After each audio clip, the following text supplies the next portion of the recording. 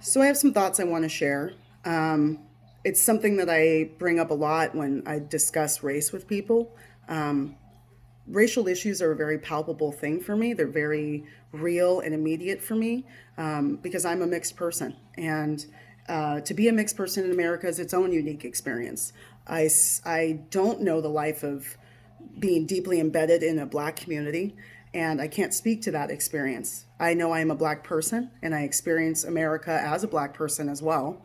But I also have grown up with the privilege of whiteness. I've grown up in white communities, wealthy communities, and those things have also helped to inform sort of my knowledge around race. And I consider myself lucky on many fronts to have been born into this, not just because of the privileges that has afforded me, but I can assure you, whiteness affords you privilege. But also because it gives me a unique insight, and I hope that what it conveys to people is that my heart is in the resolution of that divide because I can't be one or the other. And I don't see the world in that way. I see the world as things intersecting because that's my reality. So I say all that to try and, I guess, validate my thoughts. I don't need to validate, but that there it is. I went to school for psychology and I studied psychology and child development particularly. And I worked with children as a behaviorist for about 7 years. And that type of work is very interesting. It helps you to look at people in a different way because as a behaviorist, I had to watch a child and look at the behaviors they were exhibiting, but I also had to see what happened before that behavior. What prompted somebody to act in a certain way, and then to see what followed. And there was a lot of that. You would look at the antecedent, the behavior, and the consequence of what somebody is doing. And what that does is it helps you to look at what motivates a behavior, what drives people.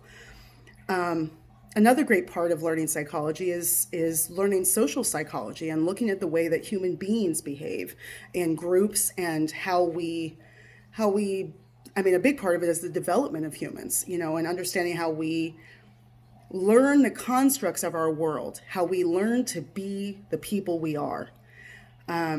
There's a lot of debate about nature versus nurture.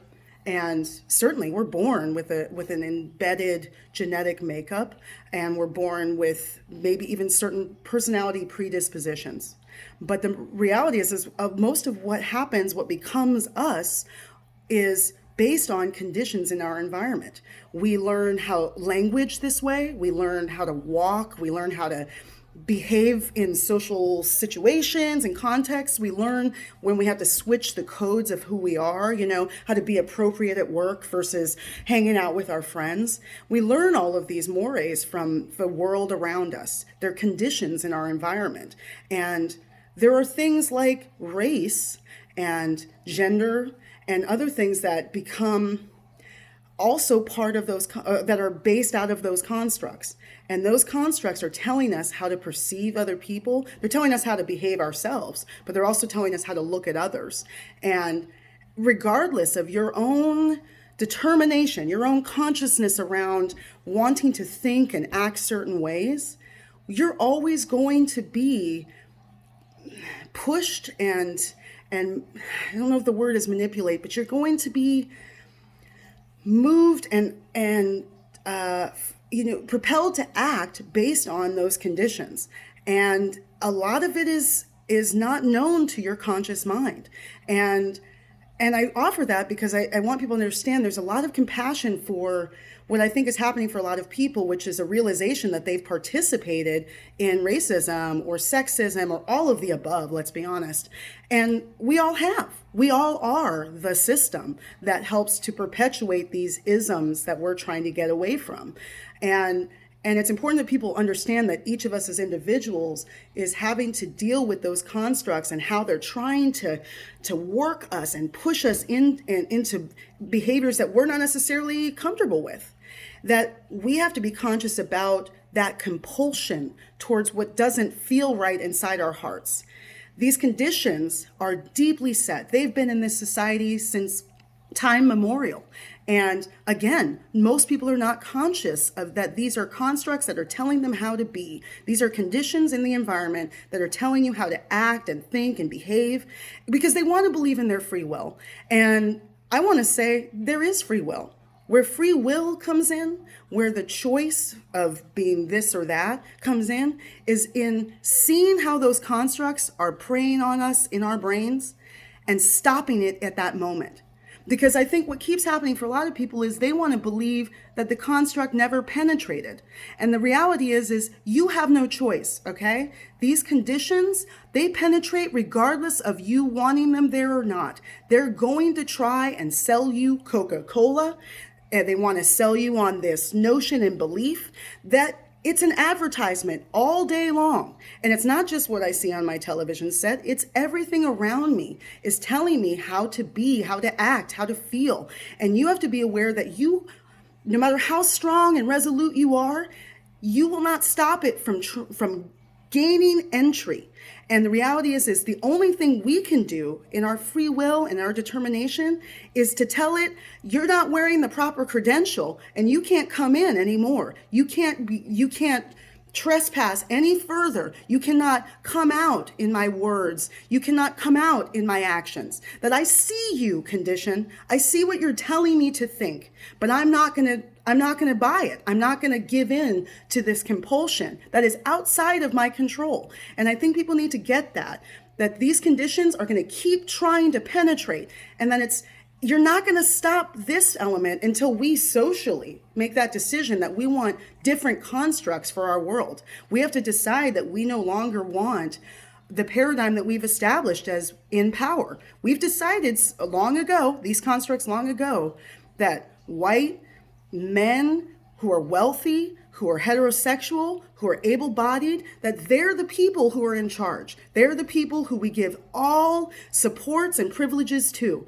And everyone else who diverges from that paradigm, that upper class, white, male supremacy, that you're not going to enjoy the privilege. It's going to be a life of deficit from that.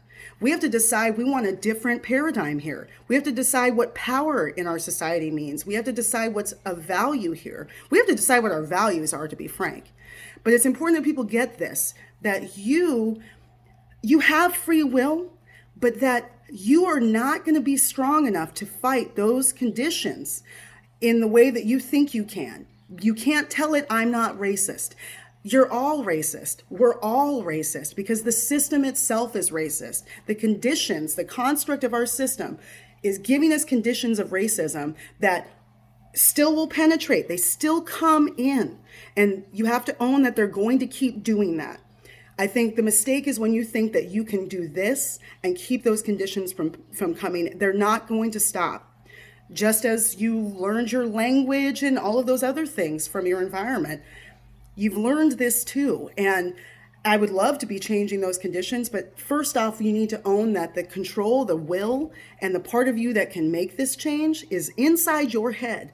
And it's you being that stopgate, that, pardon my events analogy, but that ticket taker at the front who says, you're not coming in tonight. You're not going to enjoy this party. You're not part of the party.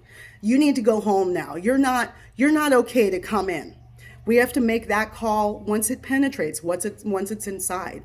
And you have to own that is on you every day. Anti-racism is every day for the rest of your life. And it's every day catching what will inevitably come in. You will not be able to stop that tide. The only thing you stop is when it's already there, saying, no, I'm not doing this. I'm not participating in this condition. I'm not going to continue it.